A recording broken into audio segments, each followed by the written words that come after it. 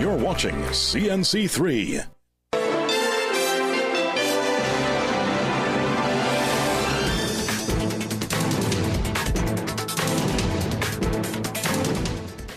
Good afternoon and welcome to the Midday News here on CNC3 and the TBC Radio Network. I am Bhavita Gopalchan.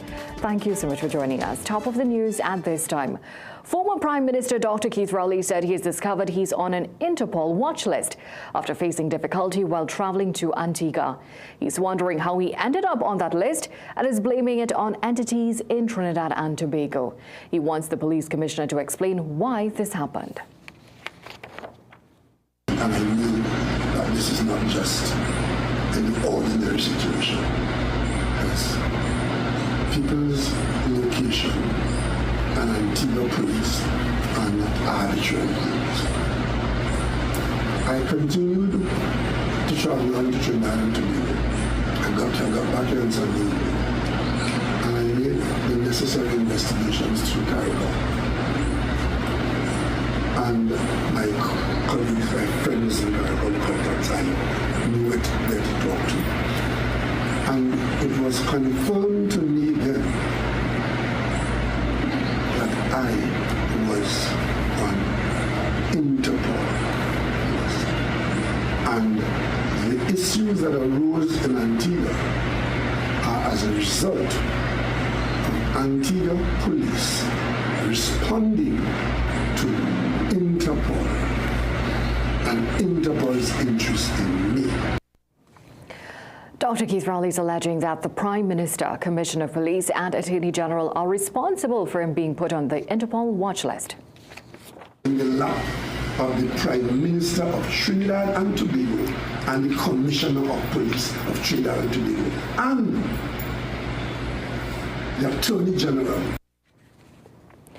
On to some other news now. Attorney at Law and Senior Counsel Martin Daly suggests that the public has not fully bought into the government's rationale for the current state of emergency, which was declared last Friday. Well, government has said the state of emergency was called because of a syndicated plot from within the prisons. Daly says there is a general lack of trust in government and more transparency is needed. When a state of emergency is declared, it really requires the public to take the government at its word and to have trust and confidence in the government. And well, I'm not a pollster, but I believe that my soundings always tell me that trust and confidence in public officials generally, and certainly in Trinidad and Tobago, is pretty low. So we have to keep that in mind, and therefore people would be concerned to know what is this state of emergency really about.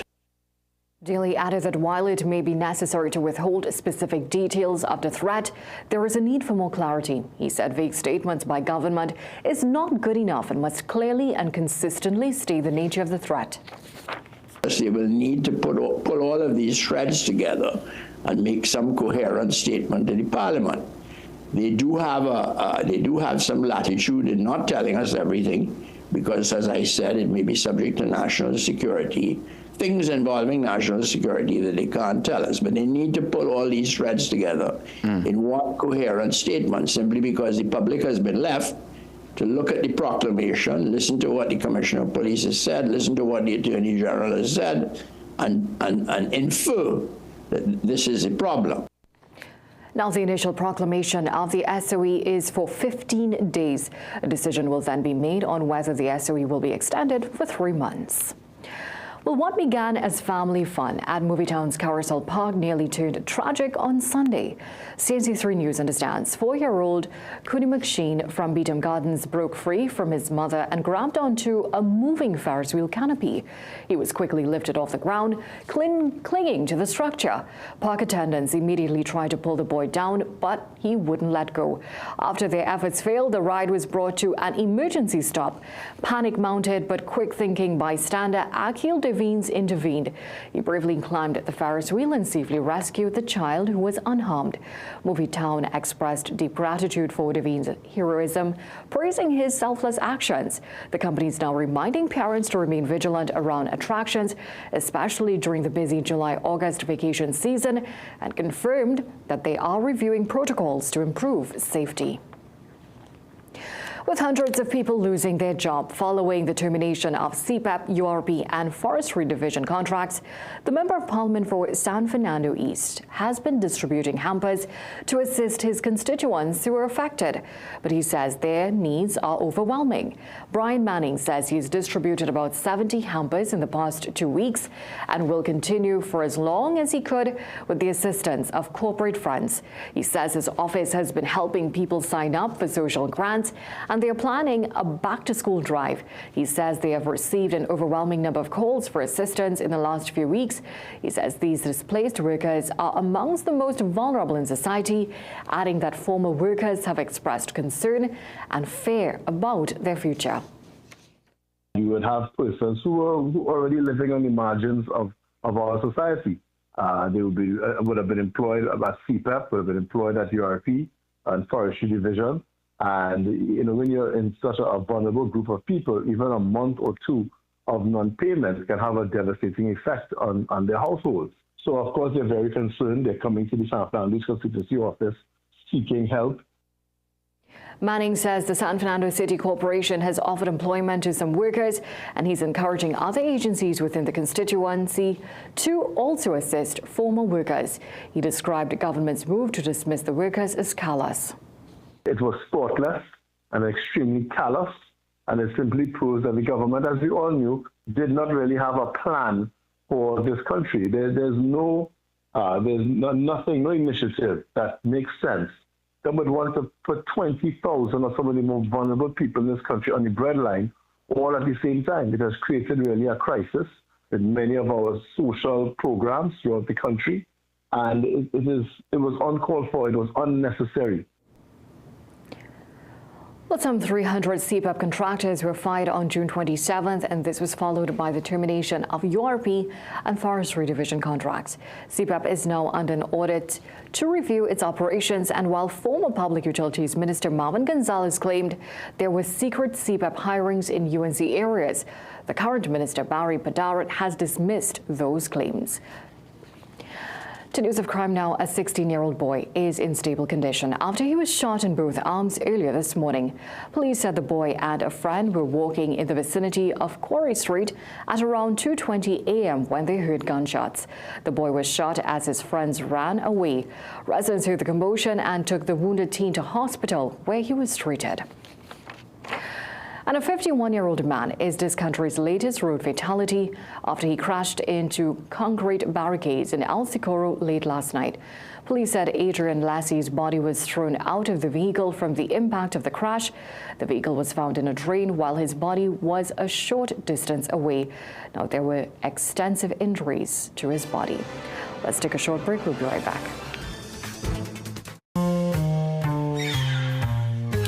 Things don't always go as expected. Be ready with Trinry for auto, home, business and group life. Call us at 800-TRIN or visit trinry.com today. Huge insurance premium. Pay your premiums bit by bit with FlexiPay from Trinry. For more manageable auto, home and commercial insurance payments, call us at 800-TRIN or visit trinry.com today. Trinry. Premier insurance coverage for less. Get the best in affordable eyewear. Frames with blue filter lenses and eye exam, $399. Single vision lenses with transitions on designer frames, $799. Progressive transitions with designer frames, $1,399. Happening only at Seaview Optical. Affordable eye care for everyone. The moment my children came into my life, I do everything I can for them to live healthy, enjoyable lives. Nature's Ways Alive Kids Gummies are multivitamin gummies meant to support the development of children's bodies. They come in delicious fruit flavors and contain natural plant-based pectin. This means that if I'm looking for an alternative to animal-based gelatin for personal reasons, they are the best choice for my little ones. Choose Alive Kids Gummies by Nature's Way for your children because they deserve it.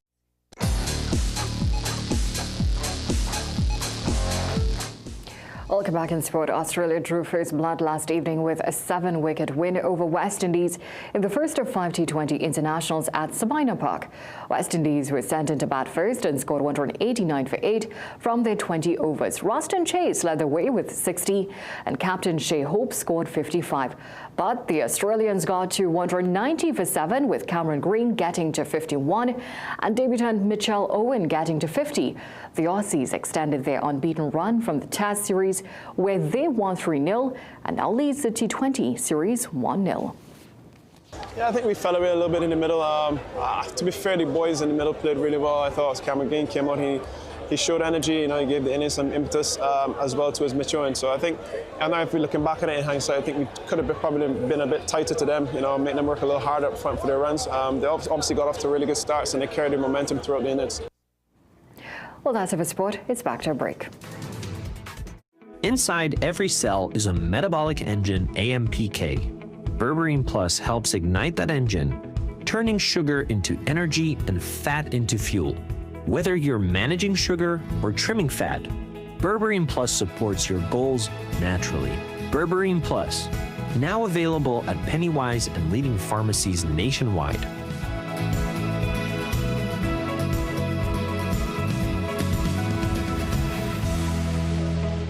Our world is filled with rhythm. Rhythm that's unapologetic, infectious, timeless. Rhythm is commitment in action. It's how we show up for each other with unrelenting support that goes the distance. Rhythm lives in the tiny beats of our most intimate moments and the seismic roars of our biggest achievements. Rhythm is resilience in motion. So even when things go out of sync, we do what it takes to bring the rhythm back.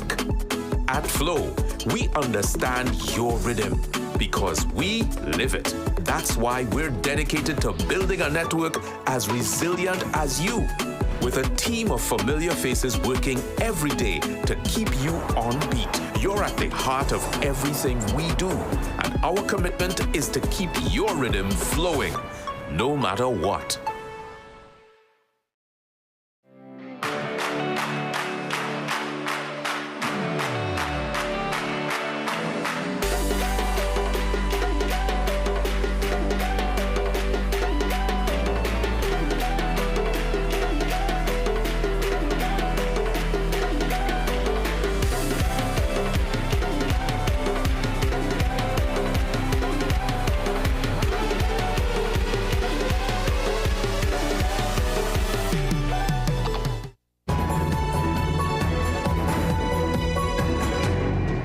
The Belize government has reaffirmed its zero-tolerance policy on corporal punishment and all forms of violence against children in state care and across the country. Now, this follows an incident involving the alleged use of violence by an officer against a minor at a youth development center. In a statement, the country's Ministry of Human Development said the family of the minor was promptly informed of the incident and they plan to conduct a criminal investigation. Meanwhile, the youth officer was immediately placed on leave and is not allowed to return to the compound. A Bangladesh Air Force jet crashed into a college in the capital Dhaka on Monday, killing at least 19 people. Reports say the crash at Milestone School and college campus injured more than 100 others. At least 83 of those survivors are mostly students and are being treated in hospitals in the capital, some in critical condition. Scores of people rushed towards the crash site, where emergency crews were seen trying to extinguish the smoking wreckage of the jet. The government has announced a day of mourning and special prayers.